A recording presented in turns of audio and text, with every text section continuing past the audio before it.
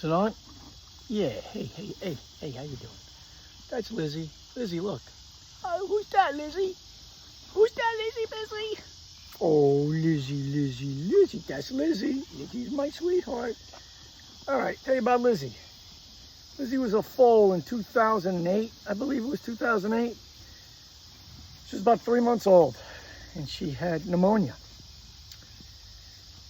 I was my sister and I were having some financial difficulties. It was right after the great financial recession. I lost a bunch of properties. I lost my income. Similar to now, except I was much older. So it was easier to, I was much younger, so it was a bit easier to get by. I had a business to work. I was still racing horses. There was ways to maneuver. I just lost all my savings at that point in my life, as everybody else did. And it felt better because everybody, obviously, banks ripped everybody off with the subprime mortgage crisis and credit default swaps and so on and so forth. And of course, everybody knows the story. Obama bailed the banks out and told the homeowners they should have got yourself in such a tricky mortgage. She got sick. So my sister loved her. We loved her. She was 3 months old. She was the cutest little foal. Vet says if we don't bring her into the hospital, she's going to pass. She needs round-the-clock supervision. She needs fluids. She needs constant antibiotic therapy. And because she was only 3 months, which wasn't even 3 months, she was probably, 10 weeks old. She was a foal, little sweet thing. Had to bring mommy. Can't have them without mom. So, well, that was very expensive to take her to the vet with the mom. And I put it on a credit card. I didn't have any cash. Put it on a credit card. Just so happens that credit card, my mother had co-signed for me years prior. So she was also on the credit. She was responsible as well as a co-signer. And taking care of my sister, taking care of all these animals, and hey, I wanted her to live. The bill was $25,000. They put it on the credit card. I did my best to pay it for as long as I could until it was apparent there was just no way. So I told, it was Bank of America, ba-boom, I'm not paying you. I had a 42-foot boat. I had 4 houses, lost everything.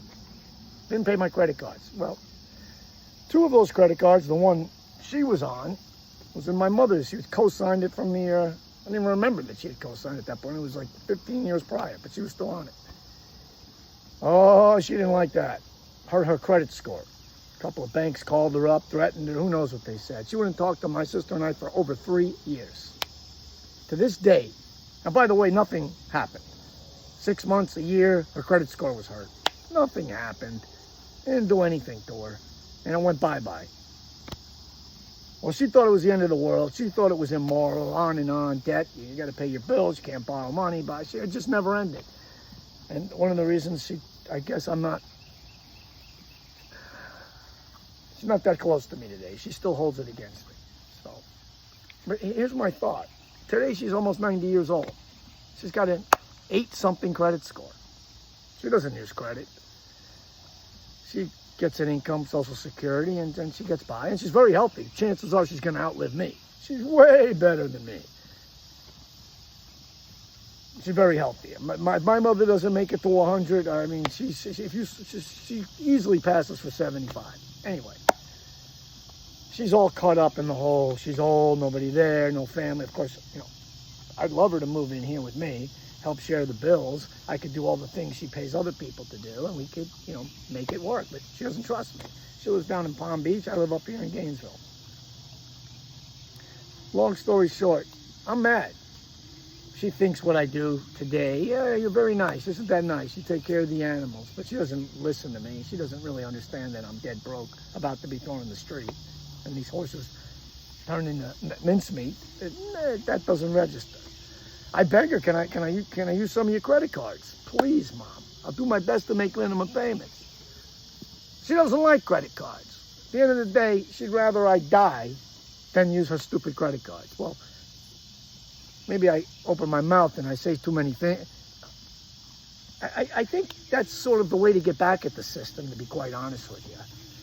If you're a middle-class person and you're judgment-proof like my mother is, and they don't age discriminate, you could probably clip a couple $100,000 in credit. You know, pay minimum, use it, pay minimum. When you die, what are you going to do? See you later. If I had a child, that's what I would do, especially if they were using the money for a good cause. I don't understand that. Is there something wrong with me for thinking that way? This wonderful system that's completely set up by rich people to serve rich people. It's constantly economic crisis, so you have to keep going to the beginning of the line and start over. That's how it's designed. It's not designed for stability. Anyway, that's a long story. I can go on and on, but honestly, I don't see anything wrong with using my mother's credit to keep these animals alive. Is that some mortal sin?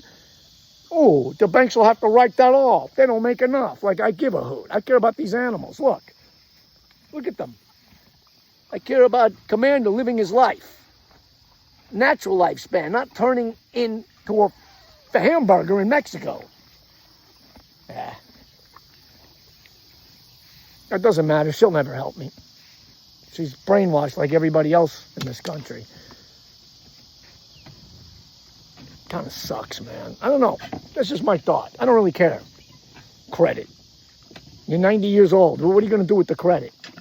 You think you're going to go to the other side and they're going to look at your credit score? It's the dumbest thing I ever heard. Inconsiderate, too. But, you know, hey, my mother always said that